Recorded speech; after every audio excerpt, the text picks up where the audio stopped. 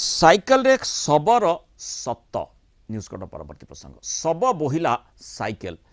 पुणी थरे कांदिला मानविकता न्याय 15 किलोमीटर साइकेल रे शब रखी यात्रा कले असहाय भाई बालेश्वर रे जमीबाड़ी विवाद हेउची सेही चित्र छात पकेबाकू केन्द्र करी पड़ोशी गंडगोल होता से 39 वर्षीय कमला सेठी प्राण हरइले तेज दुखर विषय होची हत्याकांड 2 दिन पर भी पुलिस अभियुक्त को गिरफ कलानी से परिवार लोके शबकू साइकेल रे लदी थाना को नहीं और अभावन परिस्थिति पाई दायी किए यही प्रश्नटी आसूची। प्रथम कारण होची 5 वर्षर अणदेखा जमी सीमा को नहीं सेठी आउ जेना परिवार भितर गत 5 वर्ष हेब विवाद लगी रही बारंबार पुलिस सरपंच पाखे से अभियोग करते सत्वे कौन समाधान बाट बाहर करागला ना जदि प्रशासन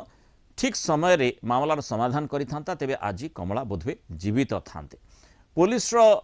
कार्य शिथिलता द्वितीय कारण हो पारे। मे 10 तारिख में हत्याकांड है 11 तारिख में एफआईआर है किंतु अभियुक्त माने खुलम खुला बुलुथिले